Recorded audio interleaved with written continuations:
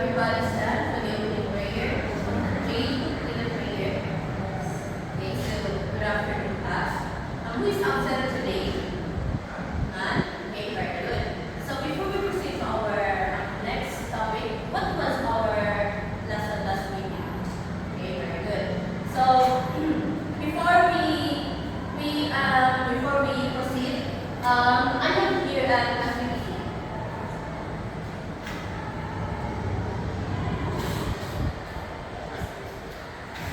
Okay, so direction. The task will be divided into two groups. In each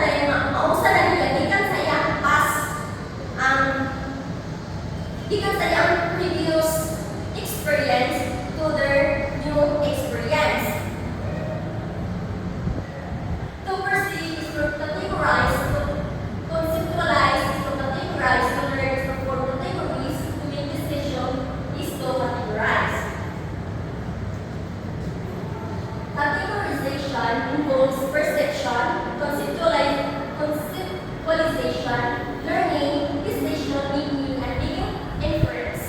Rulers encourage teachers to allow students to discover concepts by themselves through learning opportunities and activities that allow them to explore and experiment. The learner should never fear to make mistake or error by discovering because everything that happened in between is part of their construction of new ideas or concepts. So, as a future teacher, dapat we should not judge our students if they are committing mistake. If ever,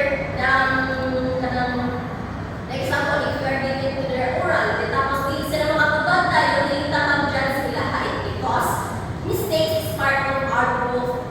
Di ba kayo, kung once if we are making a mistake, di ba kayo maka-learn ng nila so that di na natin siya makuha sunod. And then, Proverbs 19:66 emphasized four major aspects to be addressed during the teaching, the learning process.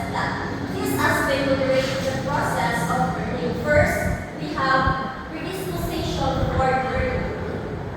The child's willingness to learn is an important aspect to consider in learning concepts and skills. Child learning should be emphasized at an early age. So,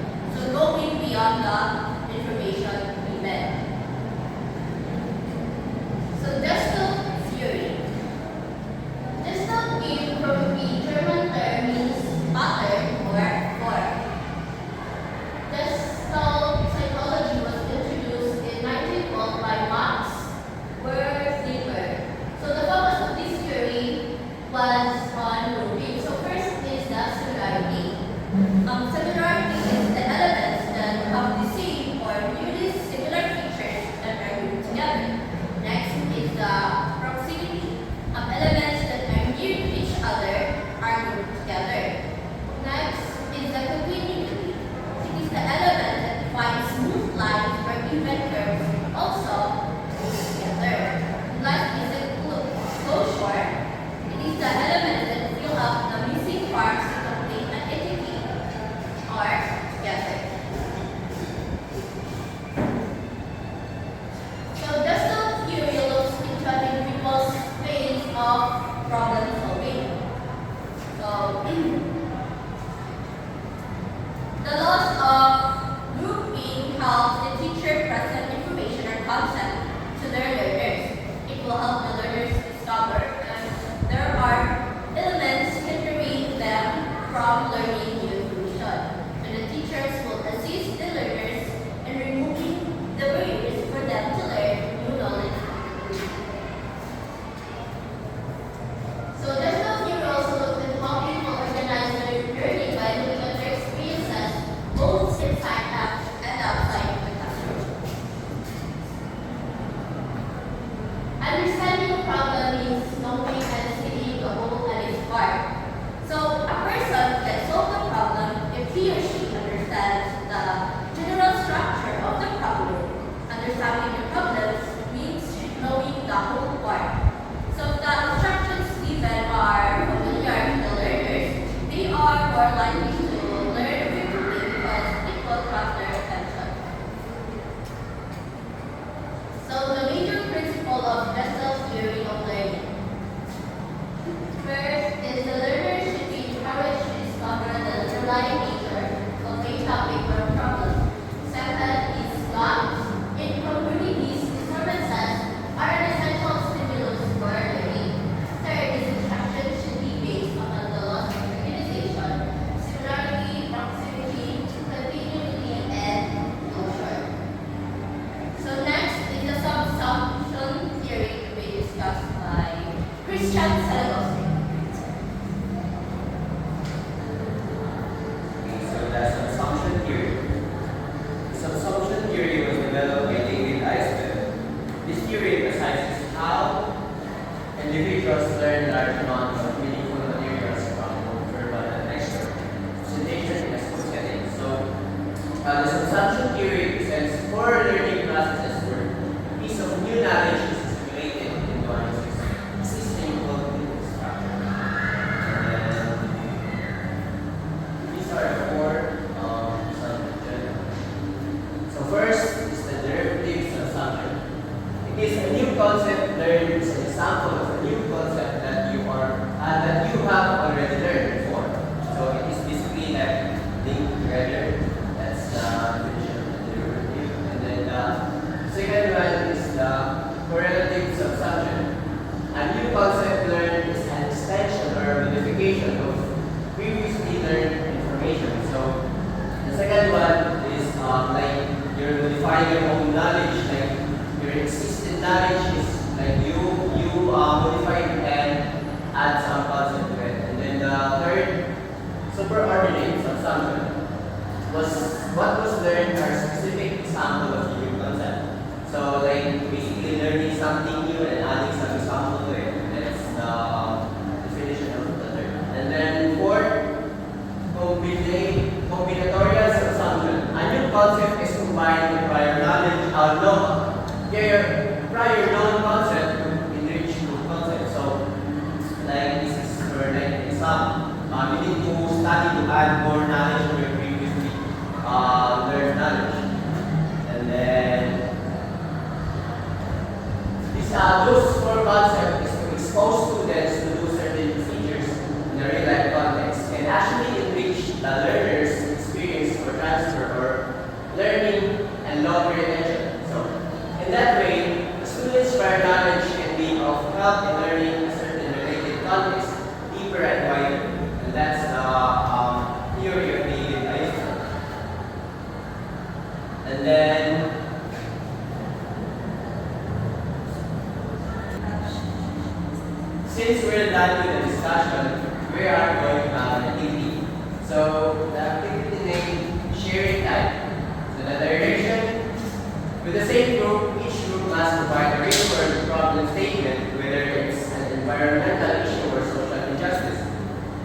Discuss within the group the thoughts of the said problem and how you deal with it as a person. And then the tallest number of the group will present the given task in front.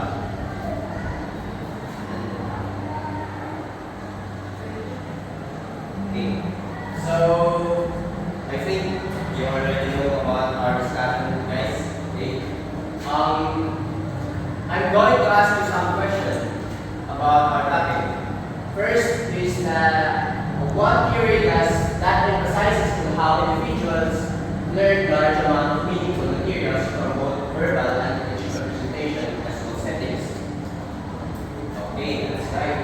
Second, as a future teacher, how do you assess your learners in constructing and recognizing their knowledge?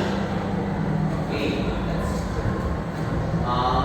third, how did organizing help the teacher present information or concept to their learners? Yes, very good. So, okay. Okay, class, please get one question to paper and answer these following questions. And then, okay, and then before